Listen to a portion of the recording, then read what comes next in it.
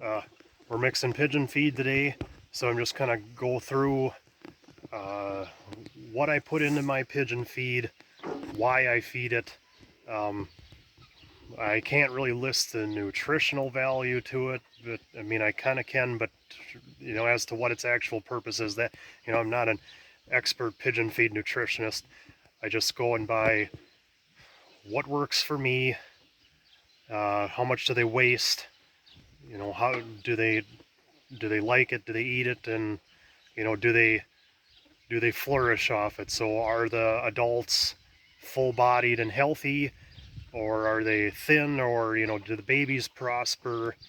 That type of stuff. I more so adjust it to go by price and how does it work, based in a nutshell.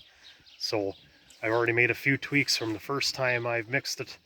Now it's more so just honing how much of what do I want to put in. So a couple of the ingredients, here's my first batch.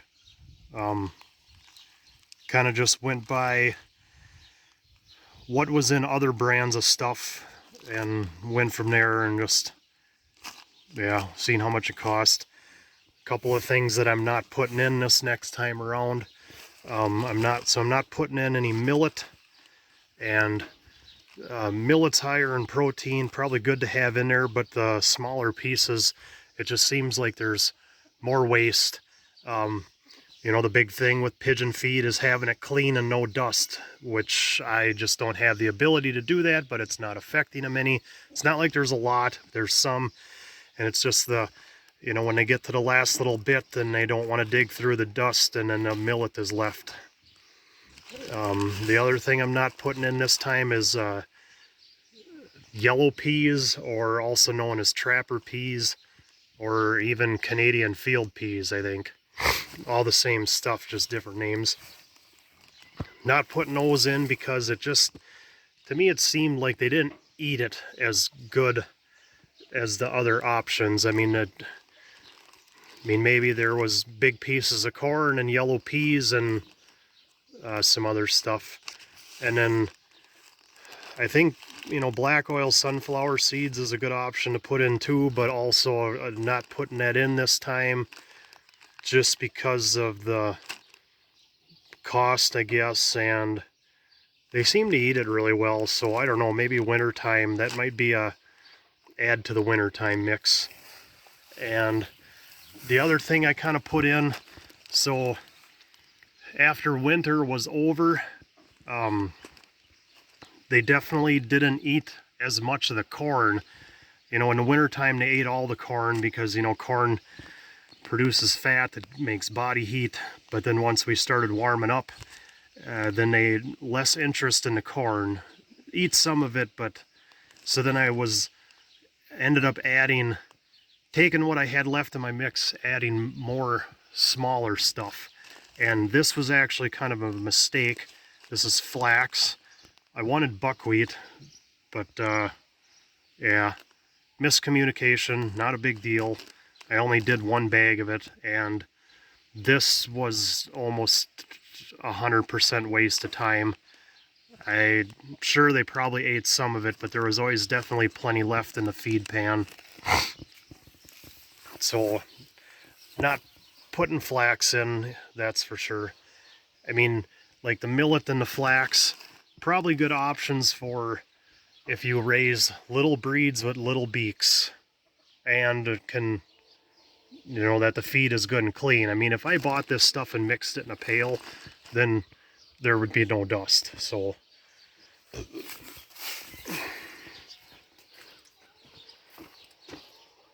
okay, come on.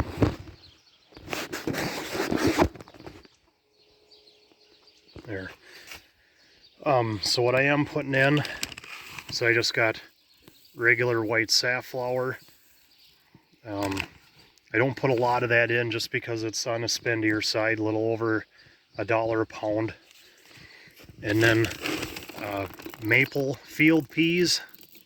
Maple field peas have more protein than the yellow peas, and they definitely eat these all up. So I switched to just putting field peas in.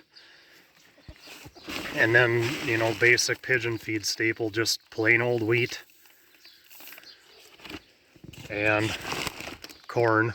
If you watch my video from the other day, I just shelled all my corn, so now I got clean stuff here. There's some beeswing in there, or chaff. I try to get rid of most of that because what I did was I put it all in the mixer from the truck, and then I put it in these totes. And if I raise the auger up when I'm filling the totes, then it just gets more chaff out.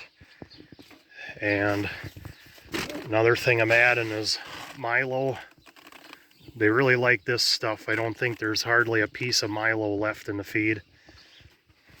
But I can get a hold of wheat for cheaper than Milo, but kind of like to do fairly close to equal parts wheat and Milo. More wheat, but now this spring when I planted my barley, that all drowned it out and died, so I had to replant it. Local place had some wheat seed that was returned, so now I'm growing wheat, which will be good because then I don't have to buy wheat anymore. And then the last thing I'm putting in here is just 20% game bird grower pellets.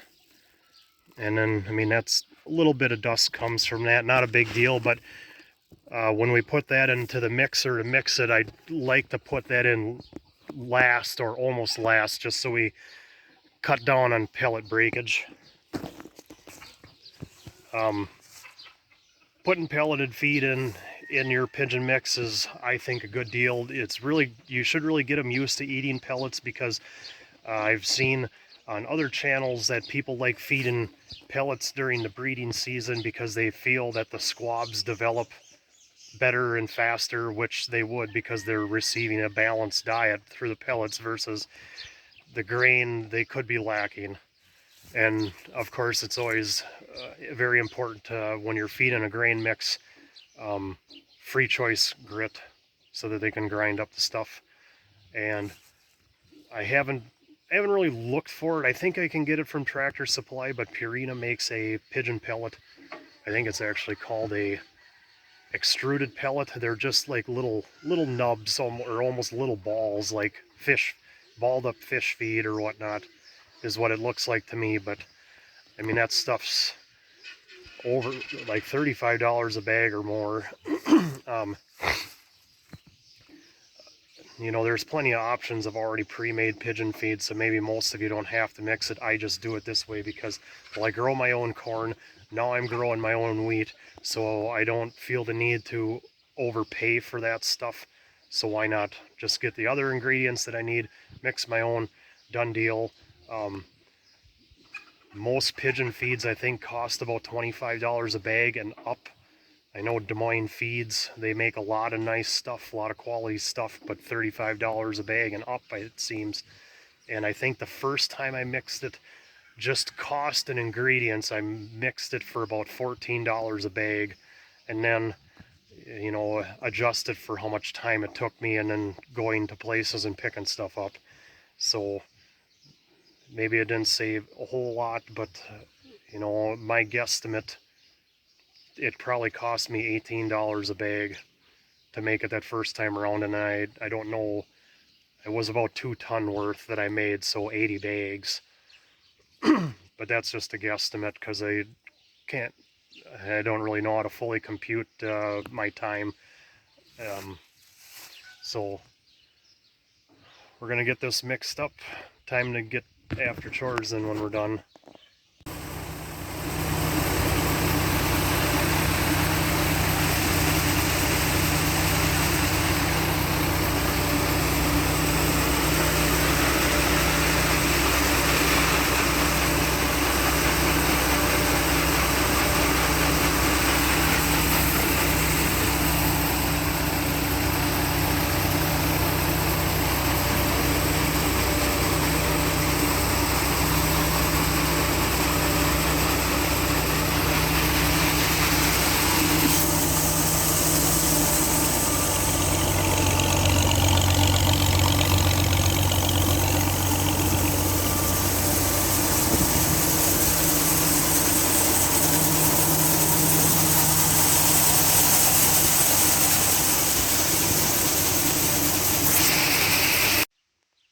Okay, there you have it, folks. We're all done now.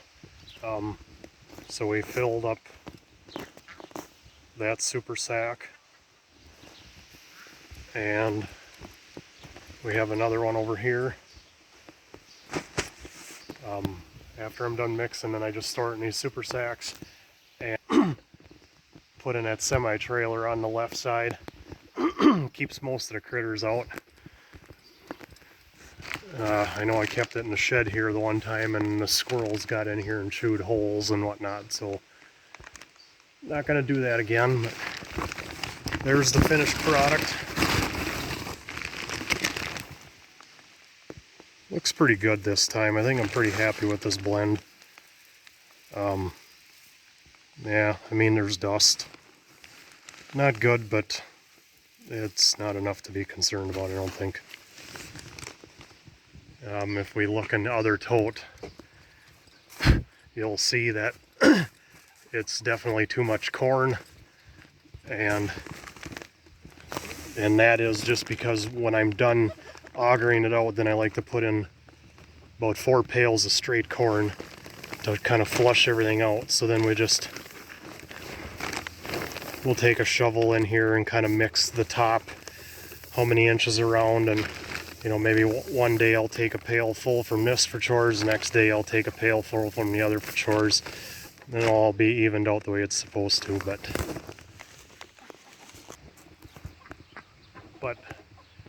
there's how I make my pigeon feed. Thanks for watching.